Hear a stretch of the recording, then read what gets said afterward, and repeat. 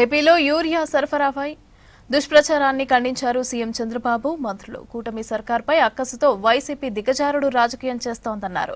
10 రోజుల్లో 23,000 టన్నులకు పైగా యూరియా వస్తోందని తెలిపారు సీఎం చంద్రబాబు.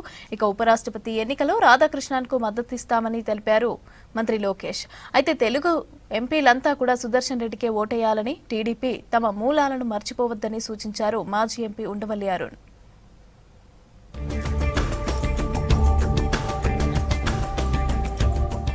ఏపీలో యూరియా సమస్య లేకుండా చూడాలని అధికారులను ఆదేశించారు CM Chandrababu. Urea black marketing పై కఠిన చర్యలు తీసుకోవాలన్నారు. సరఫరా, ఉల్లి కొనుగోళ్లు, ఆర్టీజీఎస్, తురకపాలెం ప్రజల ఆరోగ్య పరిస్థితిపై అధికారులతో సమీక్ష నిర్వహించారు. 10 రోజుల్లో రాష్ట్రానికి 23,592 మెట్రిక్ టన్నుల యూరియా రానుందని తెలిపారు. క్షేత్రస్థాయికి వెళ్లి ఎరువులపై రైతులకు భరోసా ఇవ్వాలన్నారు.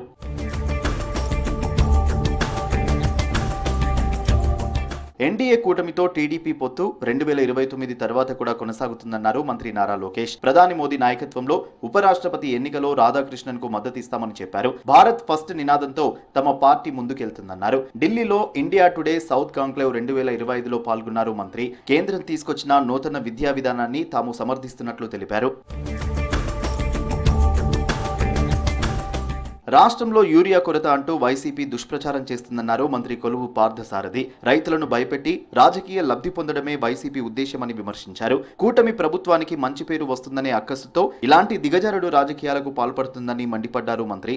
చంద్రబాబు నాయుడు గారికి కూటమి ప్రభుత్వానికి మంచి పేరు వస్తుందని తట్టుకోలేక కుతంత్రాలు పన్నుతుంది వైఎస్ఆర్ కాంగ్రెస్ పార్టీ అని చెప్పేసి మనం చేస్తామన్నా. నేను అన్ని ఫేక్ ప్రచారాల్ని ప్రజల్లోకి తీసుకెళ్తూ ప్రజల్లో ఆందోళన సృష్టించి, లేని పరిస్థితులను సృష్టించి, భయాందోళనలు సృష్టించి రాజకీయ లబ్ధి పొందాలనుకోవటం ఇంతకంటే దిగజారుడు రాజకీయం ఉండదని చెప్పేసి నేను భావిస్తా ఉన్నాను. నేను ఉపరాష్ట్రపతి ఎన్నికల్లో పార్టీలకు అతీతంగా తెలుగు ఎంపీలంతా జస్టిస్ సుదర్శన్ రెడ్డికి ఓటేయాలన్నారు పొలిటికల్ ఎక్స్పర్ట్ ఏపీ మాజీ ఎంపీ ఉండవల్లి అరుణ్ కుమార్. సెక్యులర్, రాజ్యాంగం తెలిసిన తెలుగు బిడ్డను గెలిపించుకోవాల్సిన బాధ్యత మనపై ఉందన్నారు. తెలుగు ప్రజల కోసం ఏర్పడిన తెలుగుదేశం పార్టీ మూలాలు మర్చిపోతుందని విమర్శించారు.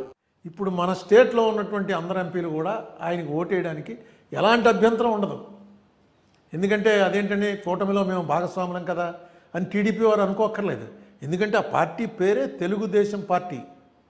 ఈ తెలుగు వాళ్ళ కోసం, వాళ్ళ ప్రైడ్ కోసం ఎన్టీ రామారావు గారు పెట్టినటువంటి పార్టీ. ఎప్పుడైతే తెలుగు అభ్యర్థి సుదర్శన్ రెడ్డి గారు పోటీ చేస్తున్నాడో మాకు ఈ పార్టీలు ఇవన్నీ కాదండి, మా తెలుగుదేశం పార్టీ సుదర్శన్ రెడ్డి గారికే ఓటేస్తాం మేము అని చెప్పి డైరెక్ట్గా వేయచ్చు. తన కుమారుడి రాజకీయ ప్రవేశంపై ఆసక్తికర వ్యాఖ్యలు చేశారు AP Congress chief YS Sharmila.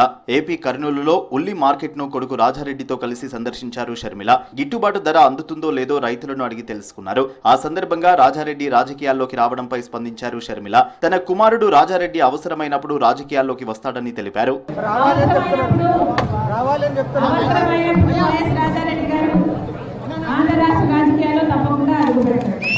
TTD ఈవోగా Anil Kumar సింఘాల్ను నియమించింది ఏపీ ప్రభుత్వం. ప్రస్తుత టీటీడీ ఈవో శ్యామల్ రావును బదిలీ చేసింది. 2014లో తెలుగుదేశం హయాంలో టీటీడీ ఈవోగా పనిచేశారు అనిల్ కుమార్. తర్వాత 2019లో వైసీపీ అధికారంలోకి వచ్చినప్పటికీ కొంతకాలం ఈవోగా అనిల్ కుమార్ను కొనసాగించింది.